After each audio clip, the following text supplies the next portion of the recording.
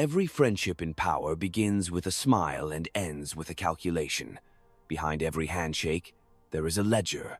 Behind every embrace, an unspoken condition. The ruler who forgets this truth mistakes the theater of loyalty for its substance and pays for it with his crown. For in politics, affection is currency, not charity. The man who offers you loyalty does so because it benefits him to be loyal. The man who betrays you does so because it benefits him to betray. Between the two, the difference is not virtue but circumstance. To demand otherwise is to demand that water flow uphill. It is not in human nature. And so, power is not preserved by illusions of friendship, but by the management of these shifting currents of interest.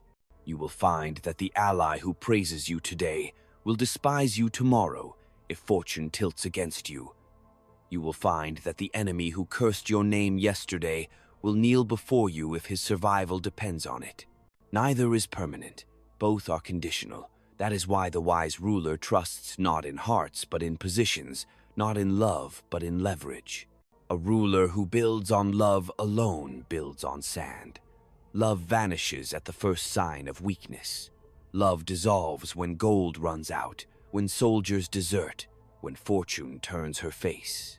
Fear endures. Interest endures. The calculation of advantage endures. To be loved is pleasant. To be needed is necessary. To be feared is secure. Do not mistake warmth for loyalty. Warmth is a mask. Loyalty is a contract. Both expire when power shifts. The ruler who survives is the one who expects betrayal and arms himself for it. Trust, but not in men. Trust in the machinery of necessity, in the balance of benefits, in the weight of consequence. Make betrayal costly and loyalty profitable. Then men will stay by your side, not because they adore you, but because abandoning you would ruin them. Every friendship in power is a transaction. Accept it, and you will remain cold but unbroken. Reject it, and you will taste exile, ruin, or death. The world is not a monastery. It is a battlefield disguised as a court, and every smile is a soldier in disguise.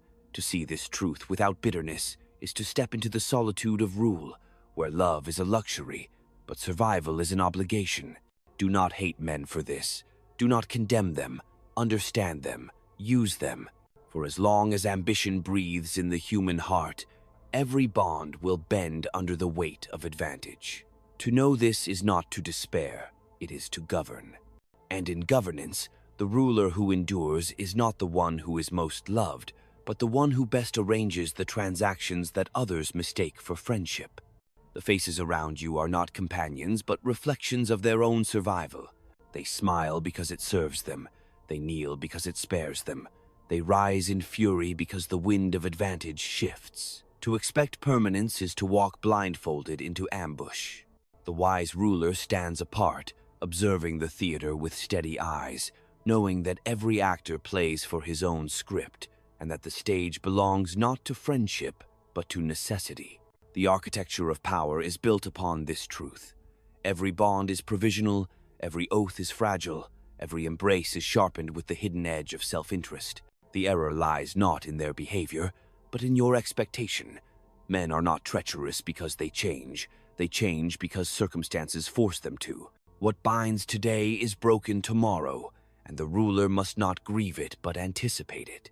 In courts and councils, betrayal is not the exception but the rhythm of politics.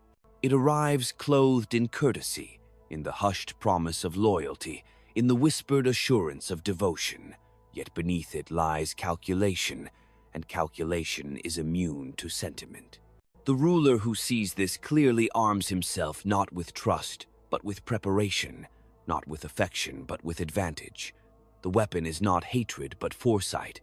You must accept that power isolates. It is not the solitude of deserts, but of fortresses, where walls rise not only against enemies, but against those once called friends. The ruler who cannot endure this solitude will fall to the intoxication of false companionship. To drink from the cup of affection in politics is to taste poison sweetened by hope. Only when you refuse it can you govern with clarity. Consider that the ally who swears loyalty under your ascendancy swears just as easily to your rival if fortune reverses. His heart is not faithless. It is obedient to necessity. If you expect him to resist necessity out of love, you mistake the nature of man. Men love with words but act with interest. If you wish them to remain, tie their interest to your survival so tightly that to abandon you is to drown themselves. There is no cruelty in this recognition, only lucidity. To imagine otherwise is to decorate the machinery of state with illusions. But illusions do not hold borders, do not command armies, do not silence conspiracies. What endures is structure, fear, and the careful distribution of advantage. You will find that men cling to you most when they cannot afford to let you fall. Therefore, you must make yourself indispensable. Indispensability is a fortress greater than affection. When your strength holds their safety, when your rule secures their wealth, when your survival guarantees their survival, then their loyalty becomes less a choice than a sentence. In such a prison they remain, not because they adore you, but because escape means ruin. Power is not friendship. It is the administration of dependence. Those who deny this condemn themselves to betrayal. Those who accept it endure with cold clarity. Every friendship in power is a transaction, every transaction a negotiation, and every negotiation a rehearsal for survival. To walk in this knowledge is to understand the theater of rule.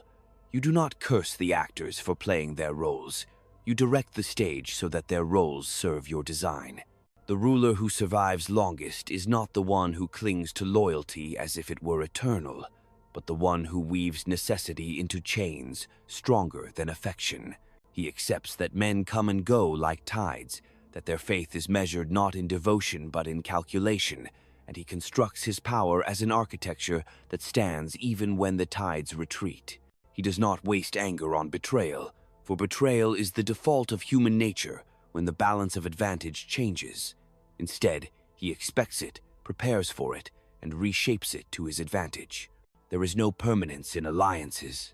States shift, ministers plot, soldiers defect, families fracture, and yet the game continues.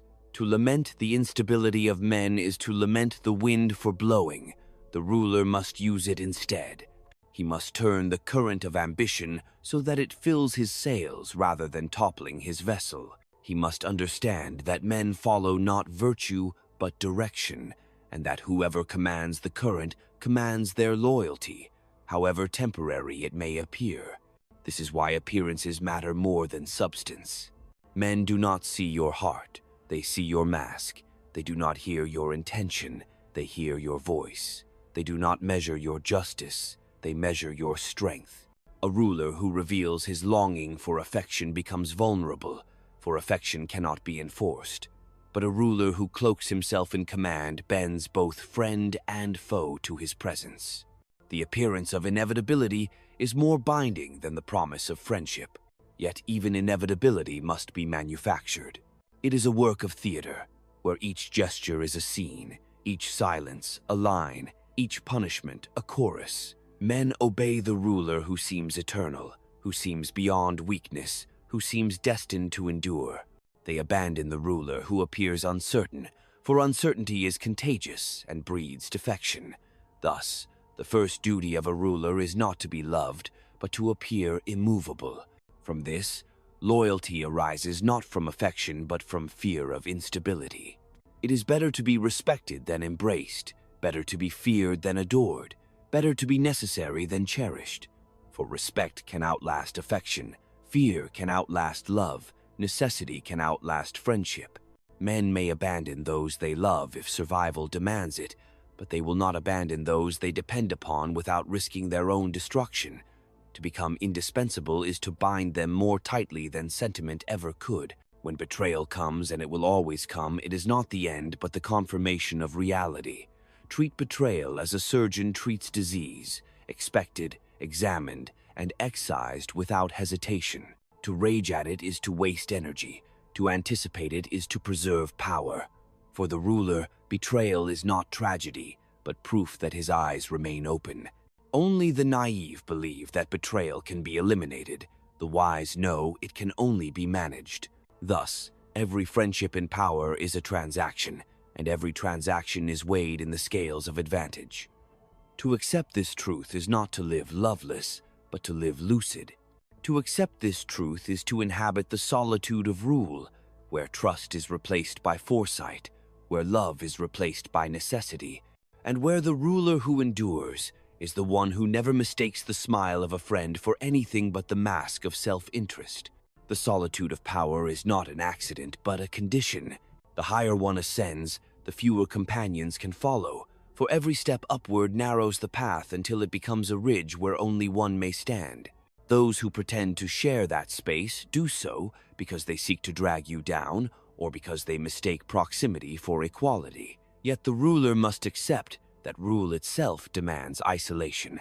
Trust becomes a liability, friendship a calculation, love a disguise. To endure in this solitude is not weakness, but the very essence of strength. The ruler who longs to be surrounded by genuine companionship forgets that his very station corrupts the possibility. Men cannot befriend the throne, they can only negotiate with it. Every gesture toward you is weighed against what it might yield. Every word spoken in loyalty is rehearsed for advantage. If you expect honesty from them, you will be deceived. If you accept that they are actors, you may direct their roles. The tragedy belongs only to those who mistake the play for reality.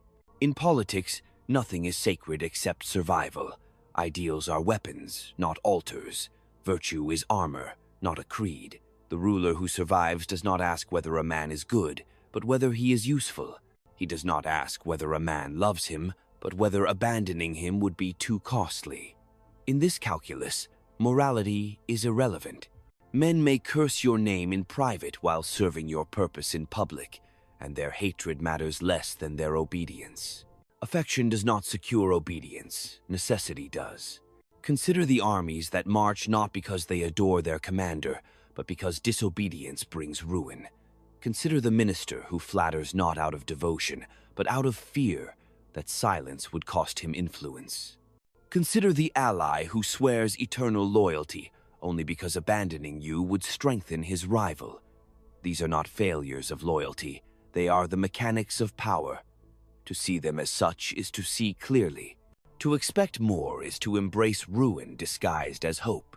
Every ruler who clings to affection finds his reign shortened by disappointment.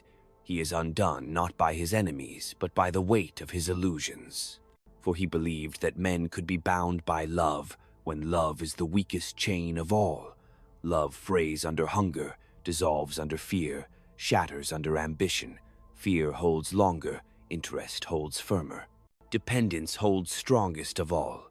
When affection departs, the disillusioned ruler falls into bitterness, but the wise ruler does not mourn. He adjusts the balance, strengthens necessity, ensures that men remain where their interest compels them to remain. To rule is to command appearances while directing necessity. The ruler who thrives understands that he is both actor and architect. He plays the role of benevolence when it secures obedience, the role of severity when it deters betrayal, the role of inevitability when it creates the illusion of permanence. Yet beneath every role lies the cold structure that men serve him only because it serves them, and that their departure is guaranteed the moment another advantage outweighs his. He accepts this without sorrow, for sorrow clouds judgment, and judgment must remain sharper than steel. Thus the ruler learns not to seek friendship, but to arrange transactions, not to demand loyalty, but to engineer dependence, not to expect gratitude, but to ensure necessity. For in the end, power is not about the warmth of men's hearts, but about the cold weight of consequences. The one who governs through this truth may be unloved, may be hated, may be feared, but he will not be overthrown. And in the theater of politics, survival is the only applause that matters. The ruler who endures does not confuse permanence with affection, nor does he mistake silence for peace. He understands that beneath every stillness lies movement, beneath every smile lies hunger, beneath every oath lies calculation. Power is not secured by illusions of unity, but by the vigilance that anticipates fracture. To remain blind to this is to be governed by others while believing you govern them. To see it clearly is to hold the strings of the theater, even when the stage is filled with shadows. The courtier whispers devotion, the general swears loyalty, the minister proclaims faith, yet each waits for the moment when advantage shifts. The wise ruler does not scorn them for this, for he knows their nature is not treachery but necessity. Men are loyal only as long as loyalty profits them, and even betrayal is not personal but circumstantial. To anchor power, the ruler binds interest to his own survival, so that their prosperity cannot be separated from his. In this way, friendship becomes irrelevant, for dependence achieves what affection cannot. The error of the naive ruler is to believe that men change. They do not. They adapt. They serve when service feeds them. They betray when betrayal saves them. They love when love is rewarded. They abandon when abandonment is safe. To curse them for this is to curse the seasons for turning. To use them for this is to master the very flow of human nature. The ruler does not waste his strength lamenting instability. He converts instability into a system of control. Appearances are the shield behind which power breathes. Men cannot see into the motives of rulers. They see only the roles performed before them. The ruler who appears decisive is believed strong, even when doubting. The ruler who appears just is believed virtuous, even when calculating. The ruler who appears eternal is believed unshakable, even when besieged. The performance matters more than the truth, for men act not on reality, but on perception. To govern perception is to govern their choices. Yet appearances alone are fragile unless secured by force and necessity. To appear strong without the ability to punish breeds contempt. To appear generous without the means to sustain it invites greed. To appear eternal without the discipline to enforce stability invites rebellion. The mask must be reinforced by structure, and the stage must be guarded by soldiers. Only then does appearance become more than theater. It becomes destiny in the eyes of those who follow. Thus, the ruler learns that survival is not achieved by demanding love, but by arranging the balance of fear and favor so carefully that men remain bound without realizing the chains they wear. They believe themselves free, when in truth their advantage lies entirely within the ruler's design. He does not command their hearts, he commands their condition. He does not rely on their devotion, he relies on their dependence. And dependence, unlike affection, can be engineered, maintained, and enforced. This is the solitude of leadership, to stand among men yet know they serve not out of love but out of necessity, to be surrounded by voices yet hear only calculation in every tone, to receive praise yet translate it instantly into strategy. The ruler who cannot endure this solitude seeks comfort in illusions and loses his throne to those who see reality more clearly. But the ruler who embraces it, who lives within it without bitterness, governs with a calm as remorseless as the march of time itself. To command is to stand before a sea of shifting allegiances, where every wave rises not from loyalty, but from the pull of unseen forces.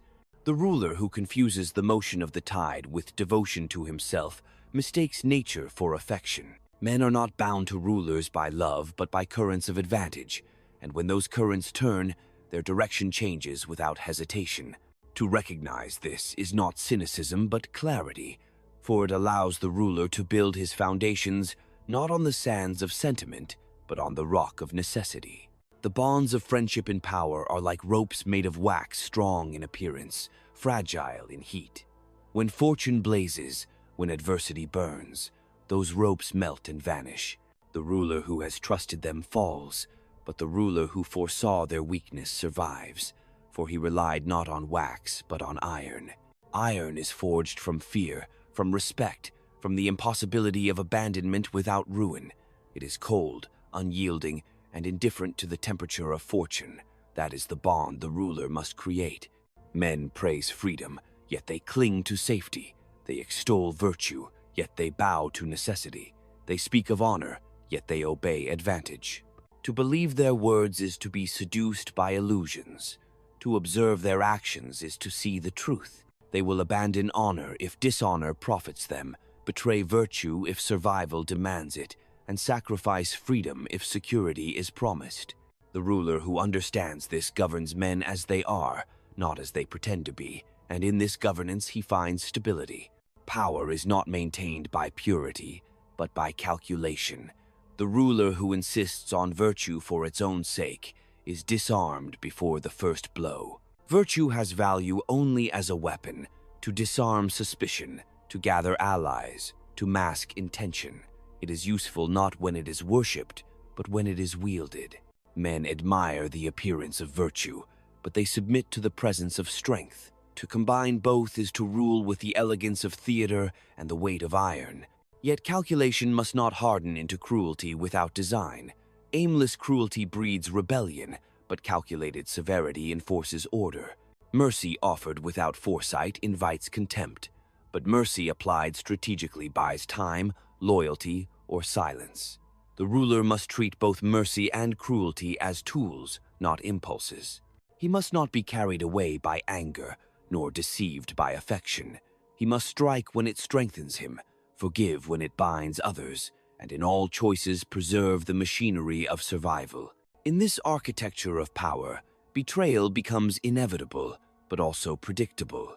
The ruler who is betrayed and astonished is unfit to rule, for astonishment reveals blindness. The ruler who is betrayed and prepared turns betrayal into instruction, reconfiguring his alliances, reinforcing his defenses, recalibrating his stage. Betrayal is not an end, but a reminder that nothing is fixed, that every loyalty is a calculation waiting for the scales to shift. To master betrayal is to master the tempo of politics itself. Thus, every friendship in power is a transaction, and every transaction is bound by advantage. To demand permanence from it is to demand stillness from the storm. The ruler must accept the storm, must learn to navigate it without resentment, must sail through shifting winds with a keel weighted in foresight and a helm steady with necessity. He does not curse the waves, he commands the vessel. He does not expect calm seas, he expects only to remain afloat when others sink. In this lies the difference between those who reign and those who are washed away. The ruler must cultivate a mind that sees beyond gestures, beyond words, beyond the theater of devotion. For in politics, every declaration of love is a negotiation, every display of loyalty, a bid for advantage, every act of service an investment seeking return. To mistake these for genuine sacrifice is to confuse the mask for the actor, and to lose power in the confusion. The ruler must look not at what men say, but at what they calculate. He must listen not to their promises, but to the balance of their fears and desires. Only then can he see their true allegiance, which is never to him but always to themselves. Dependence is the only true chain, for it does not rely on sentiment but on necessity. When men believe that their survival, their prosperity, their very existence is tied to the ruler's endurance, then their loyalty is no longer optional. It becomes the condition of their own preservation. They may curse his name in secret, but they will defend his throne in public, because to topple it is to topple themselves. This is the architecture of lasting rule, not affection, not reverence, but the careful weaving of necessity into every fiber of the state. Yet even necessity must be crafted with precision. If dependence becomes unbearable, it breeds rebellion. If it becomes too loose, it breeds indifference. The ruler must strike a balance that leaves men convinced that their best path, their safest refuge, their most profitable course is always under his shadow. In this way, he does not need to beg for loyalty, for it is given by instinct. He does not need to demand friendship, for it emerges from calculation. He does not need to inspire devotion, for devotion is irrelevant when necessity holds. Appearances remain vital, for men act on what they perceive more than what they know. A ruler who appears weak invites plots, even if his strength is hidden. A ruler who appears divided invites betrayal, even if his unity is intact.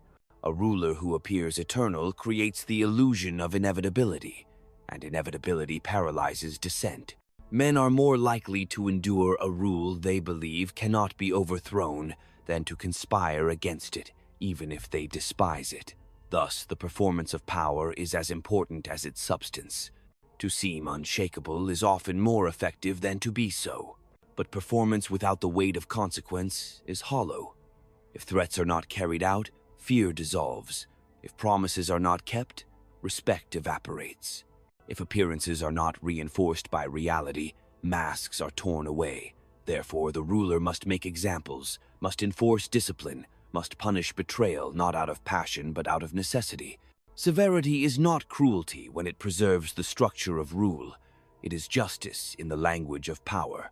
The ruler who hesitates to strike when required teaches his subjects that his commands are optional. The ruler who strikes with precision teaches that disobedience carries a price too heavy to bear. And yet cruelty without calculation corrodes as much as weakness. To kill without necessity, to humiliate without purpose, to dominate without strategy, is to plant the seeds of rebellion in soil too rich to ignore. Fear must be constant but not unbearable. Respect must be maintained even in severity. The ruler must be both iron and velvet, concealing the blade until its use is required, and then using it swiftly, decisively, without apology. In this balance lies the durability of rule. Thus, power is not a possession but a performance, not a treasure but a tension, not a gift but a weight. It must be renewed daily through calculation, guarded hourly through vigilance, preserved endlessly through necessity. The ruler who imagines himself loved is already lost. The ruler who understands himself feared, respected, indispensable, that ruler endures. And endurance, not affection, is the true measure of sovereignty. Every moment in power is a negotiation with fortune, a bargain struck between the ruler's will and the restless nature of men. To believe otherwise is to live in fantasy, for there is no stillness in the realm of politics. What seems solid is fluid, what seems eternal is temporary, what seems loyal is conditional. The wise ruler accepts this flux as the natural state of human affairs, and by accepting it, he learns to move within it without being swept away.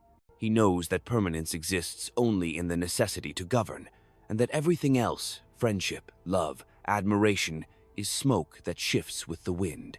Men admire strength not because they love it, but because they depend upon it. They do not seek justice because it is just, but because it preserves their advantage. They do not follow virtue because it uplifts them, but because it shields them from harm.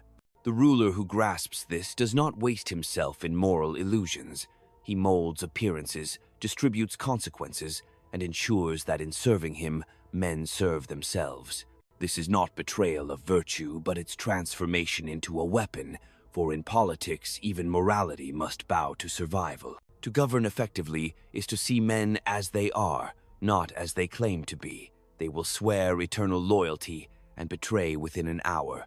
They will praise in daylight and conspire in darkness. They will flatter when weak and insult when strong. These patterns do not vary, for they are written into the human condition. The ruler who grieves over them shows he has not studied the world. The ruler who expects them uses them as material for his design. It is not betrayal when a man serves himself, it is inevitability. And inevitability is the clay from which states are built. The greatest danger to rulers is not enemies, but illusions. Enemies can be seen, calculated, confronted, defeated. Illusions seduce, deceive, and blind. The illusion that men can be bound by love alone. The illusion that loyalty can exist without advantage. The illusion that virtue by itself sustains power. Each has toppled more rulers than armies, for they open the gates of the mind to disappointment and paralysis. To destroy these illusions within oneself is the first victory of sovereignty. Without it, every other victory is temporary. Fear remains the most reliable bond, but even fear must be administered with precision. Excessive fear breeds desperation, and desperation breeds reckless plots. Too little fear breeds contempt, and contempt breeds defiance. The ruler must strike the exact balance where men respect his authority and dread his punishment, yet still believe that obedience is their safest refuge. In that balance lies the art of command. It is not brutality, nor kindness, but necessity calibrated into law, gesture, and force. The solitude of rule deepens with every recognition of this truth. To see through men's affections is to see the emptiness behind their words. To understand their calculations is to strip away the comfort of friendship. To anticipate betrayal is to live without surprise. Yet this solitude is not a curse, but the armor of command. The ruler who cannot endure it seeks comfort in illusions and dies with them. The ruler who embraces it finds clarity sharper than any weapon, and with that clarity commands not through hope but through inevitability. Thus, the ruler becomes both actor and architect, both stage and fortress. He wears the mask men require to obey, while behind it he forges the conditions that make obedience unavoidable. He listens to the applause but trusts only the silence of necessity.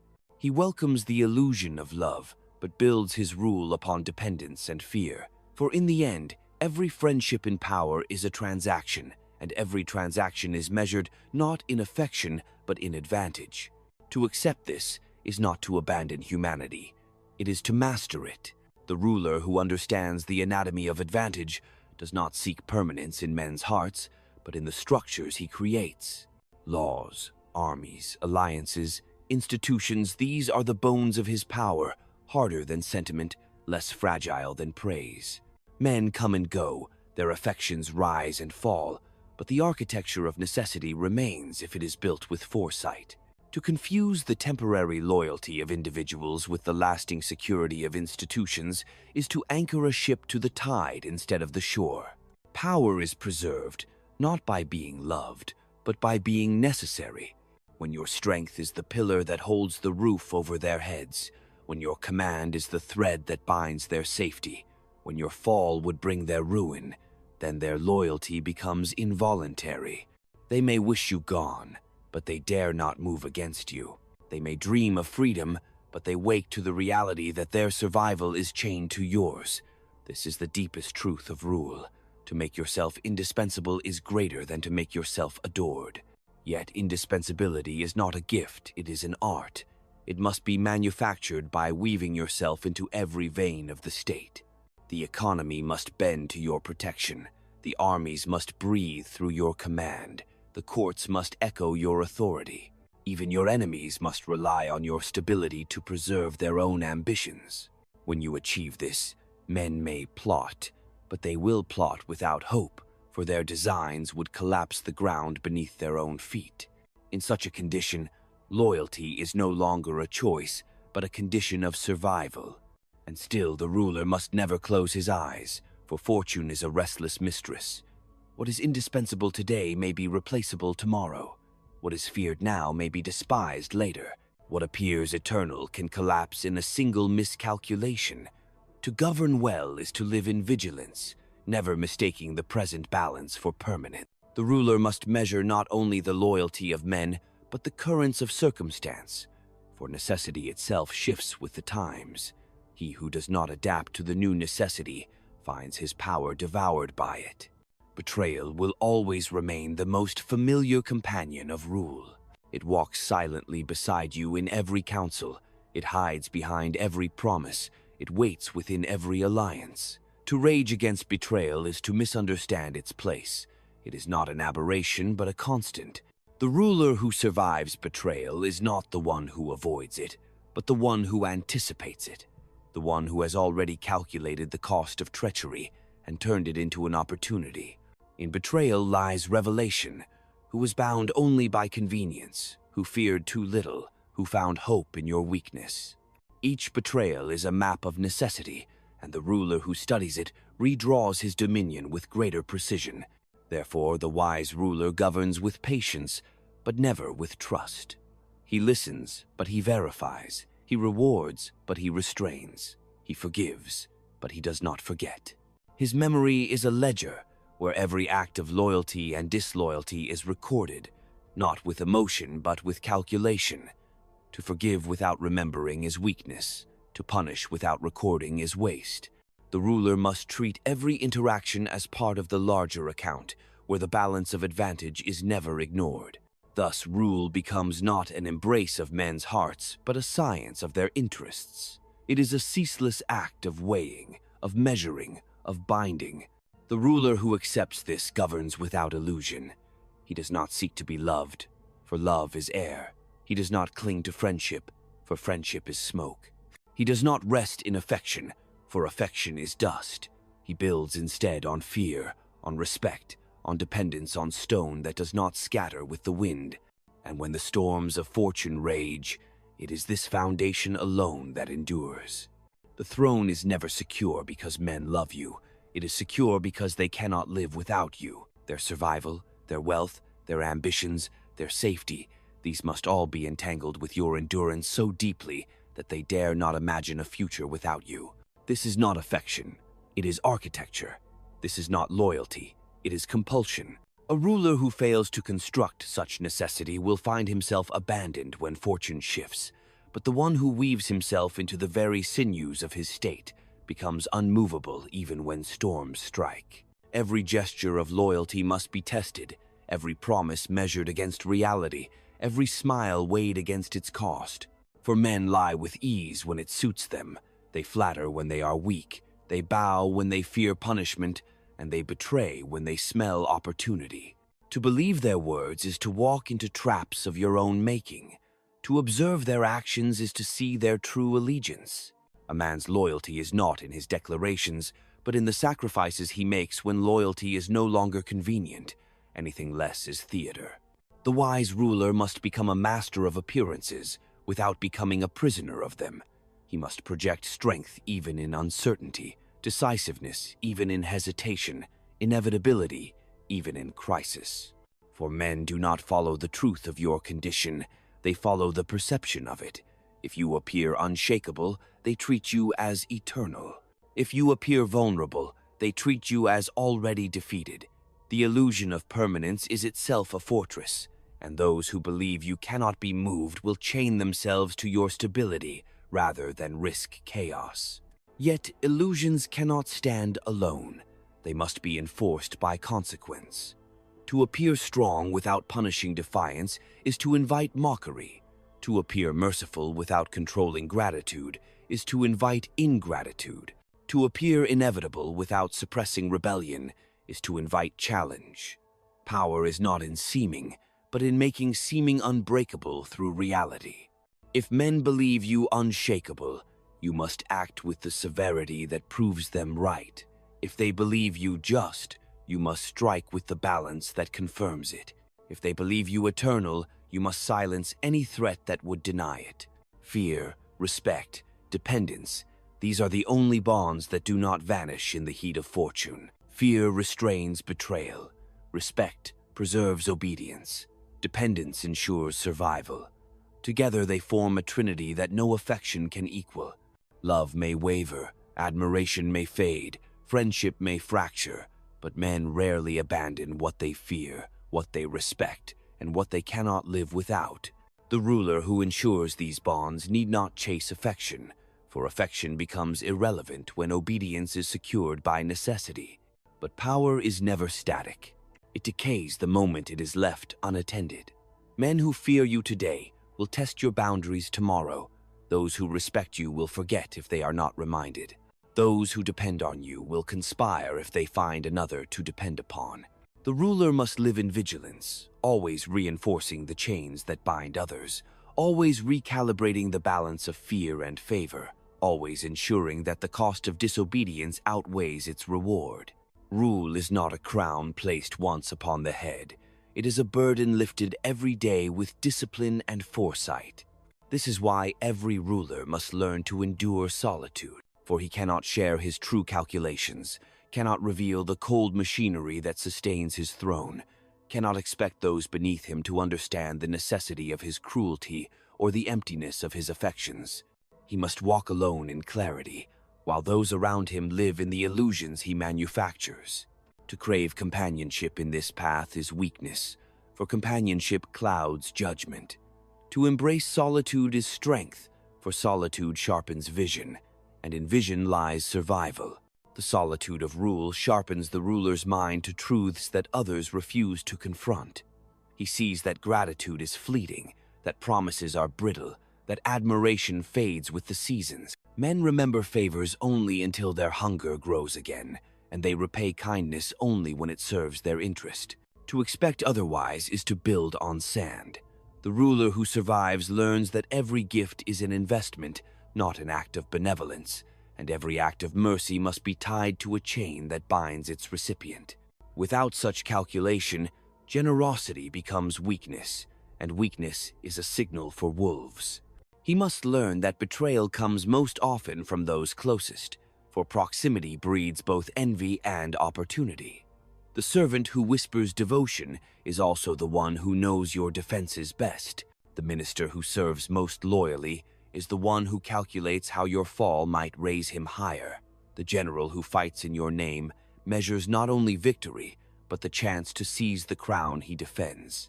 To surround yourself with men is to surround yourself with ambitions, and ambition is the most relentless force in human nature. The ruler does not extinguish ambition, he directs it. He does not trust his allies, he binds them with necessity and fear, so that betrayal costs them more than loyalty. Power demands vigilance, but vigilance alone is not enough. It demands the will to act without hesitation. Hesitation is an invitation to be overthrown, for men move swiftly when they smell weakness. To discover a conspiracy and delay is to feed it. To detect betrayal and forgive without consequence is to fertilize it. The ruler must strike as a serpent, without warning and without mercy, for mercy given at the wrong moment is cruelty to oneself. Severity, when necessary, is not cruelty but self-preservation, and self-preservation is the highest law of power. Yet cruelty must never be wanton.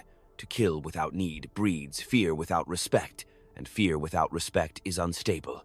To humiliate unnecessarily plants seeds of hatred that wait patiently for their hour. Severity must be surgical, precise, directed at those whose fall secures the state, never at those whose ruin brings no benefit. The ruler who kills indiscriminately teaches men that obedience is no protection, and when obedience is no protection, rebellion becomes the only refuge. To govern with steel is necessary, but it must be tempered by measure. Appearances are the mask through which power breathes. Men judge not the truth of your rule, but the performance of it. If you appear divided, they will act as though you are broken. If you appear uncertain, they will move as though you are defeated. If you appear eternal, they will submit as though resistance is futile. The ruler who governs appearances governs reality, for men act upon what they see, not upon what they cannot know. To be feared is useful, to be respected is necessary, to appear inevitable is supreme, and yet inevitability is not a gift, it must be manufactured. It is built through victories, through swift punishments, through calculated displays of strength, through an image that suggests you are woven into the very fabric of fate. Men bow most readily, not to justice, but to destiny. If they believe your fall would bring chaos, they will preserve you even in silence. If they believe your fall is impossible, they will abandon hope of rebellion. The greatest fortress a ruler can build is the illusion that he cannot be removed. Thus, the art of rule is a ceaseless balancing of masks and consequences, of fear and respect, of necessity and illusion. The ruler who masters this balance governs not by demanding friendship, but by arranging transactions so skillfully that men confuse their own survival with his. And when survival and sovereignty become indistinguishable, the throne ceases to rest on fragile affections and stands instead upon the immovable stone of necessity. Power is not inherited in its essence, even when the crown passes from father to son. It must be renewed daily through vigilance, through action, through the constant reweaving of fear and respect. A weak heir can squander in months what a strong ruler built in decades, because he mistakes possession for permanence. The throne is never truly owned. It is only held, sustained by the ceaseless labor of controlling appearances, punishing betrayal, and binding necessity. To forget this truth is to hand power back to fortune, and fortune is never merciful to the complacent. Men are creatures of appetite, and appetite never rests. It consumes gifts, it devours promises, it forgets favors, and it always demands more. To feed it endlessly is to exhaust the treasury and to breed contempt, for men come to expect generosity as if it were their right. To deny it entirely is to breed resentment, for men interpret denial as injustice. The ruler must give sparingly, not to satisfy but to control, not to reward affection but to purchase obedience. Gifts must be seeds of dependence, not harvests of gratitude. Only then do they serve power rather than erode it. Allies are not allies in truth. They are competitors restrained by circumstance. They smile while fortune ties them to your side, but their ambition is always awake. They will betray the moment calculation permits it, and so the ruler must never be disarmed by their flattery. He must assume betrayal as inevitable and prepare accordingly. To be betrayed is not failure. To be betrayed without readiness is failure. Treachery is as natural to politics as decay is to wood, and to expect otherwise is to invite collapse. The wise ruler counts loyalty not in words, but in the costs men are willing to bear for him, and even then he assumes the ledger may change tomorrow. The people are not less dangerous than the elites. Their love is a wave, surging high in times of prosperity, crashing down in times of famine or defeat. They adore the ruler who feeds them, but their adoration turns to hatred the moment he falters. The crowd has no memory, only appetite, and its loyalty is as shallow as its fear is deep. To rule the people is to rule their perceptions, to grant them symbols of strength and security, to silence their despair with theater and order. Fear must temper their admiration, or admiration will vanish the moment scarcity strikes. The ruler must never imagine himself beloved beyond necessity. Belief in love is the opiate of rulers, dulling vigilance and inviting downfall. To crave affection is to place survival in the hands of others, and in politics, dependence is death. The ruler who is feared may endure hatred and yet survive. The ruler who is loved but not feared is devoured the moment love fades. It is not cruelty to accept this, it is clarity. For in the realm of power, to see men as they are is the highest form of wisdom. In this clarity, solitude deepens. The ruler walks a path where genuine friendship cannot exist, where love is shadow, where loyalty is condition. Yet this solitude is the crucible of sovereignty. Those who seek to escape it by surrounding themselves with flatterers, confidants, and false companions only hasten their ruin. Those who accept it, who govern without illusions, who hold power with a calm as merciless as time, they are the ones who endure. And endurance is the final measure, for all glory, all affection, all admiration fades, but the ruler who endures bends history itself to his survival. Endurance is not passive. It is not the result of waiting for storms to pass. It is the art of bending storms into instruments. The ruler who endures does not merely resist change. He directs it, channels it, and transforms it into a theater that strengthens his inevitability. Fortune favors no man permanently, but she can be coerced, disciplined, even deceived. To rely on her favor is weakness, but to anticipate her caprice and prepare for it is strength. Every reversal is an opportunity for a ruler who sees beyond appearances, for misfortune can be turned into spectacle, defeat into discipline, and even betrayal into proof of authority. The weakness of most rulers is not that they lack armies or gold, but that they lack the discipline to see the world as it is stripped of illusions. They confuse flattery with devotion, gestures with loyalty, and words with permanence. They seek to be comforted by the idea that men will serve them out of love, when in truth men serve only as long as it serves themselves. To escape this blindness requires a rare cruelty toward the self, the willingness to abandon hope for affection and replace it with foresight.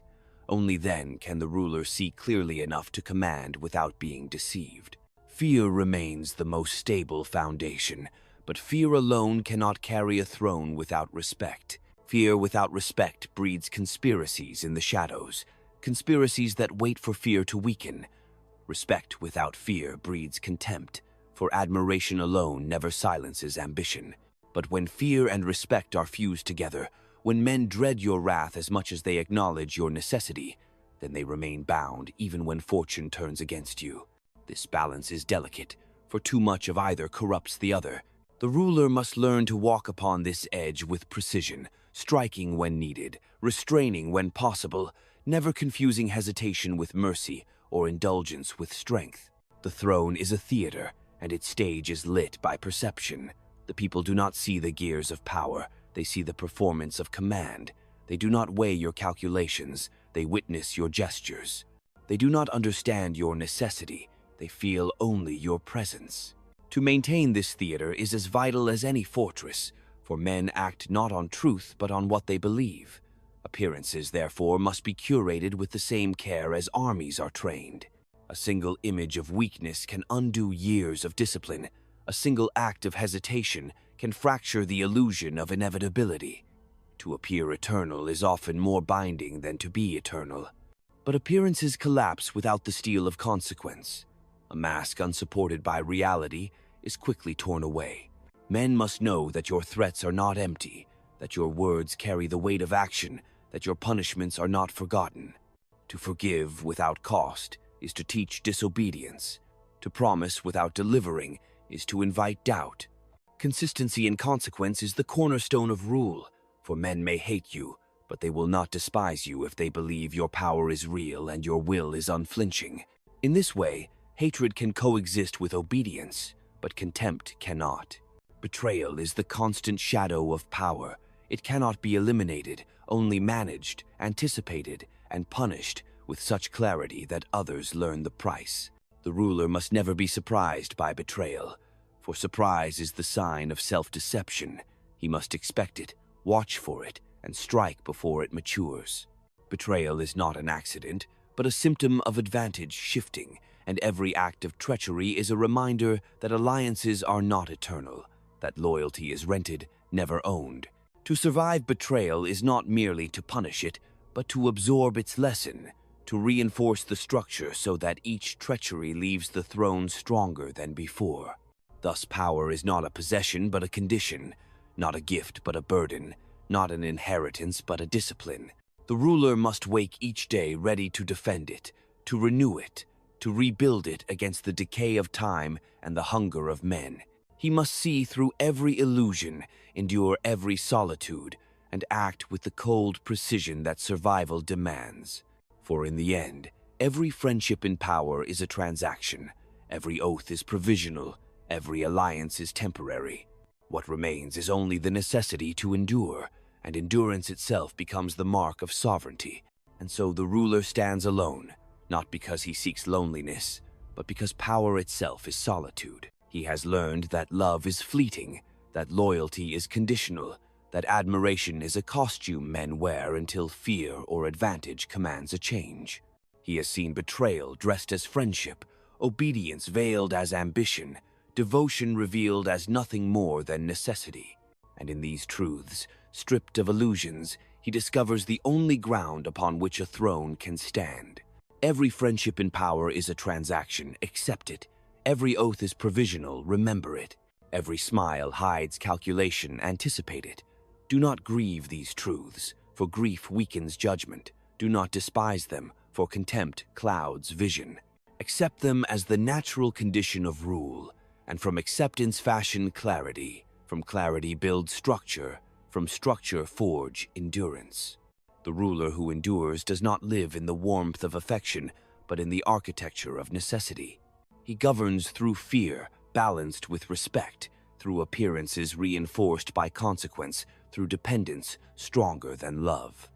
He survives not because he is cherished, but because he is indispensable. And in the cold silence of that survival, he discovers the one victory that outlasts fortune, betrayal, and death itself, the victory of endurance. For when crowns are lost and kingdoms forgotten, when oaths are broken and names erased, the only ruler remembered is the one who endured. And endurance, not affection, is the final definition of power.